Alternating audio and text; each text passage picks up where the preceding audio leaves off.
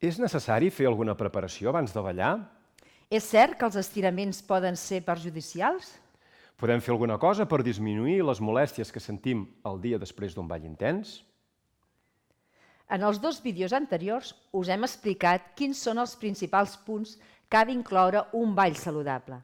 Hem parlat de tenir en compte els nostres límits, de no fer mal als altres i de com han de ser les sabates. Si no els heu vist encara, podeu trobar els links a la descripció del vídeo i en aquesta tarja. Ens ha quedat pendent de parlar sobre què podem fer per preparar-nos per ballar i per facilitar la recuperació després del ball. Anem a abordar-ho ara. Però, si no heu vist encara els anteriors vídeos de la sèrie, pensem que és important que sapigueu que el que us explicarem és el resultat de la nostra experiència com a balladors i professors de l'Indi, però, sobretot, de la meva professió de traumatòleg i metge de l'esport i més de 25 anys com a especialista en lesions de balladors a l'Institut de Medicina de l'Art de Terrassa. Bé, entrem en matèria.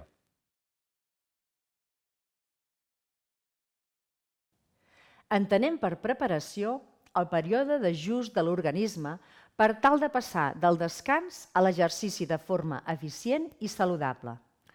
Un dels principals objectius és augmentar l'arribada de sang i combustible als músculs, així com incrementar-ne la seva velocitat de resposta i coordinació. Aquest reajustament comporta un cert temps. Si mentre no es produeix l'activitat ja és prou intensa, els músculs treballen en condicions desfavorables, fent que el seu rendiment sigui menor, però sobretot que s'acumulin residus. Ballar en aquestes condicions farà que acabem el ball més cansats, que amb més possibilitats l'endemà estiguem adolorits i s'afavorirà l'aparició de lesions. En el cas del ball social, podem aconseguir una bona adaptació simplement fent una progressió. Ballar les 2 o 3 primeres peces a una intensitat baixa serà suficient per fer aquesta adaptació. D'aquest procediment en diem l'escalfament. Us hem preparat un vídeo on expliquem i posem exemples de com fer-ho. Hem intentat donar-vos idees per tal que no siguin 2 peces desaprofitades, que ja us ho pugueu passar bé ballant. Podeu trobar el link tant a la descripció del text com a la tarja de la cantonada. Un dels altres objectius de la preparació és millorar l'eficiència de la contracció muscular i la capacitat d'absorbir estrebades i estiraments per part del múscul i el tendó. Com més elàstic és el tendó, millor pot absorbir l'energia mecànica i menys en passa al múscul i articulacions, reduint així el risc de lesió d'aquestes estructures. Els estiraments, ja sigui de forma immediata, després de realitzar-los, o a mitjà termini, si els fem regularment, milloren l'elasticitat i la capacitat d'absorbir energia mecànica. Per tant, no hi ha dubte que ens cal fer estiraments. Però hi ha diversos tipus d'estiraments. Cadascun té uns efectes diferents.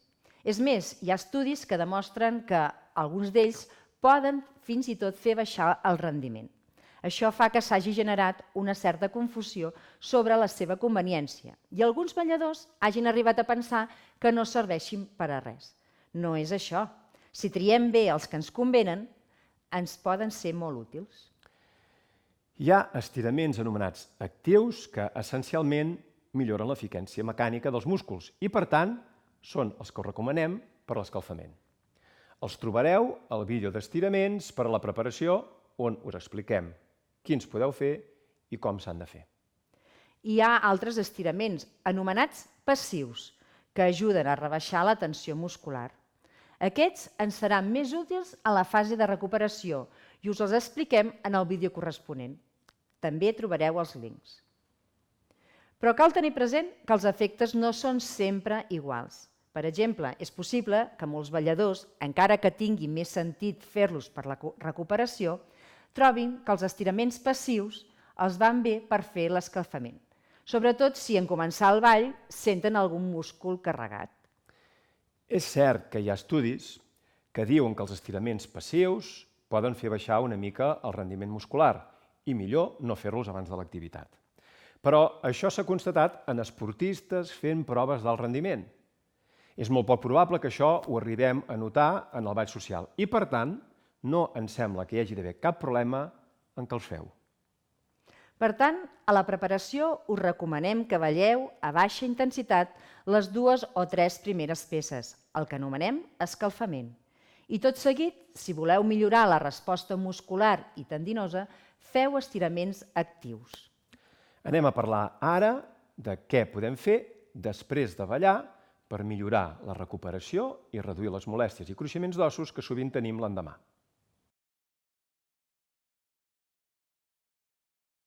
Entenem per recuperació el procés mitjançant el qual afavorim que s'eliminin els residus produïts per l'exercici i reduïm la congestió i la sobrecàrrega muscular. Això es tradueix en una millor recuperació, sense tantes molèsties, el dia després de ballar i menys possibilitats d'acabar tenint lesions. Una de les coses que podem fer per afavorir aquest procés és acabar com hem començat, amb un parell de peces suaus, el que anomenem refredament actiu, tal com trobareu al vídeo que hem fet sobre aquest aspecte. Una altra possibilitat és fer estiraments passius en acabar el ball. Si no heu pogut fer-los, també els podeu fer o repetir l'endemà, si us lleveu carregats o adolorits. És molt important també la hidratació. Durant el ball hem de procurar anar bevent regularment. Penseu que fàcilment podem perdre més d'1 litre de líquids. Si esperem a recuperar-los un cop acaba el ball, el nostre organisme haurà hagut de treballar en males condicions una bona estona. Això li farà perdre rendiment, facilitar lesions i retardarà la recuperació. Una bona manera de saber si estem prou ben hidratats és observar el color de l'orina. Com més groga sigui, pitjor hidratats estem. Hem de beure més aigua.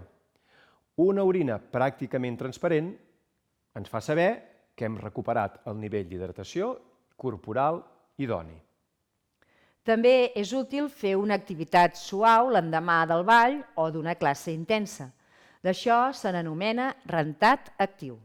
Es tracta de fer algun exercici que impliqui una activitat rítmica de baixa intensitat que activi el bombeig muscular. Podem sortir a caminar, fer una mica de bicicleta o fins i tot ballar una mica.